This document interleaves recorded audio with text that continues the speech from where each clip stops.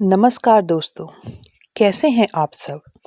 आज मैं आपको क्रूर उल्लू और समझदार कौओं की कहानी सुनाने जा रही हूँ, जिसमें दोनों ने ही छल का प्रयोग किया। अब किसका छल सही है और किसका छल गलत, ये फैसला आप करेंगे कहानी सुनने के बाद। कहानी कुछ इस प्रकार शुरू होती है। प्राचीन समय की बात है। पीपल के एक वृक्ष पर कौवों का एक झुंड रहता था, जिसका राजा अभिरस नामक कौवा था। अभिरस बहुत ही समझदार और कुशल शासक था। जहाँ कौवे रहते थे, वहाँ से कुछ ही दूरी पर पहाड़ की गुफाओं में उल्लुओं का एक झुंड भी रहता था, जिसका राजा सूरथा नामक उल्लू था। सूरथा बहुत ही तेज तर्रार उल्लू था। तेज तर्रार होने के साथ साथ वह बहुत ही दुष्ट प्रवृत्ति का और क्रूर शासक भी था। उल्लू और कौवों की दुश्मनी तो बहुत पहले से चली आ रही है। रात के समय उल्लुओं को कौवों से ज्यादा अच्छा दिखलाई देता है। यह सब बात हम सभी को पता है। इसी बात का फायदा उठाकर सूरथा उल्लू अपने साथियों के साथ पीपल के वृक्ष के चारों ओर मंडराता रहता और अंधेरे में जो भी कौवा घूमते मिल जाता, उसे छल से मार गिराता। उल्लुओं की इन हरकतों से कौवों में बहुत डर बैठ गया। परेशान होकर कौवों के राजा अभिरस ने एक सभा बुलाई और उल्लुओं के आतंक से कैसे छुटकारा पाया जाए, इस संबंध में सभी उल्लुओं से और सभी मंत्रियों से मंत्रणा की गई। अभिरस ने कहा, हमारा शत्रु बहुत होशियार है। वह अपनी इसी होशियारी और छल से प्रतिदिन हमारे साथियों को मार रहा है और हमारी आबादी धीरे धीरे कम होती जा रही है।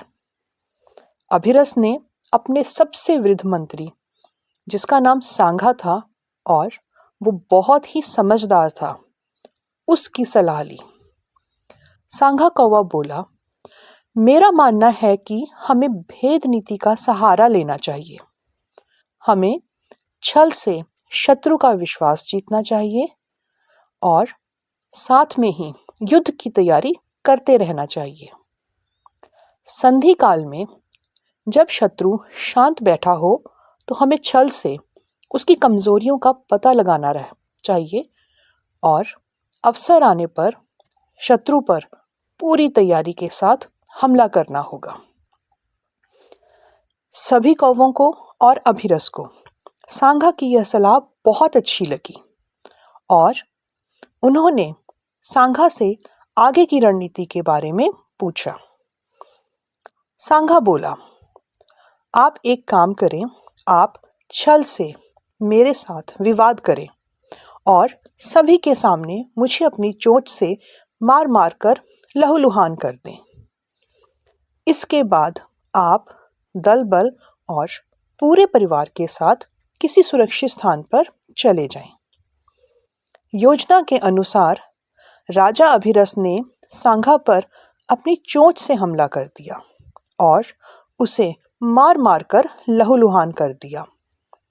उसे वैसे ही तड़पते हुए पेड़ के नीचे छोड़कर अपने झुंड और परिवार के साथ एक सुरक्षित स्थान पर चला गया। इस बात को फैलते देर ना लगी और यह बात गुप्तचरों के माध्यम से उल्लुओं के राजा सूरथा को भी पता चली। वह तुरंत ही अपने दल बल के साथ उस स्थान पर पहुंचा जहां पर घायल सांघा पड़ा हुआ था। घायल सांघा ने कहराते हुए उसे प्रणाम किया और प्रणाम करके बोला, महाराज, आप बहुत बलशाली हैं।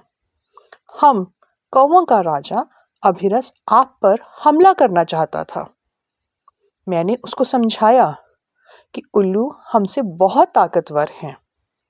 हम उनसे लड़ाई में नहीं जीत सकते। हमें उनसे संधि कर लेनी चाहिए। लेकिन उसने मेरी बात नहीं मानी, अपितु उसने मुझे मार मार कर लहूलुहान कर दिया और ऐसे ही छोड़कर चला गया। मैं अब आपकी शरण में हूँ और अब मेरे जीवन का लक्ष्य अपने अपमान का बदला लेना है। अगर आप मुझे अपने साथ रखेंगे तो मैं अवश्य ही आपके काम आऊँगा और कौवों का संहार करने में आपकी पूरी सहायता करूँगा। सांगा कौवे की बात सुनकर उल्लुओं का राजा असमंजस में पड़ गया। उसने अपने मंत्रियों की सलाह ली।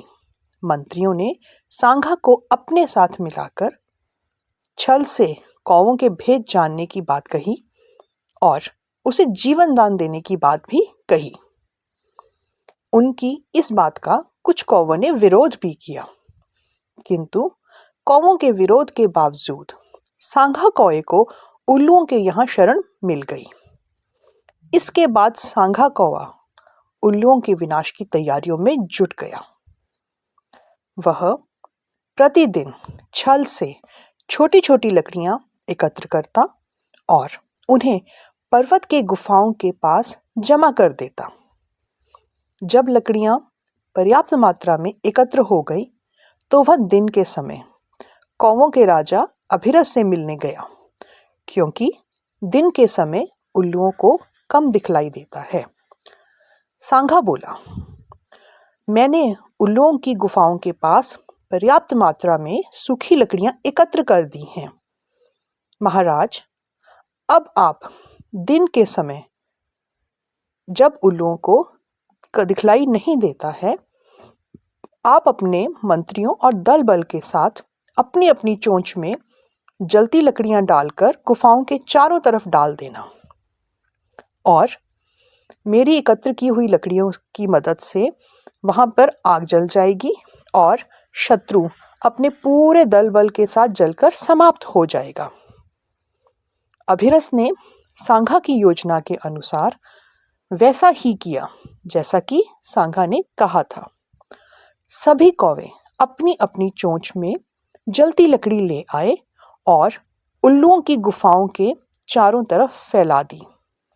इससे जो लकड़ियां सांगा ने एकत्र करके रखी थी उनमें आग लग गई और उल्लुओं के घर भी जल गए और उल्लुओं का विनाश हो गया।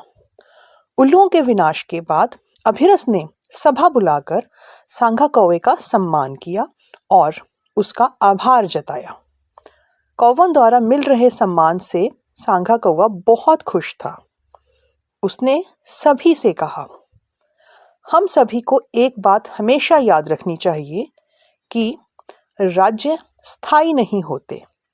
सत्ता के घमंड में आकर प्रजा पर किसी भी राजा को अन्याय नहीं करना चाहिए। राजा प्रजा का सेवक होता है, ना कि उसका स्वामी। अभिरस ने सांगा के उपदेशों का सदैव ही पालन किया और कई वर्षों तक राजपाट का सुख भोग कर आनंद पूर्वक जीवन यापन किया। अब ये फैसला आपको करना है कि उल्लुओं का छल सही था या कौवों का छल सही था, क्योंकि आपने पूरी कहानी सुनी है। इस कहानी से हमें यह शिक्षा मिलती है कि साहस, होशियारी और मित्र भेद नीति से बड़े शत्रु को भी हराया जा सकता है। छल का सहारा लेने में कोई बुराई नहीं है। धन्यवाद। Like, share and subscribe.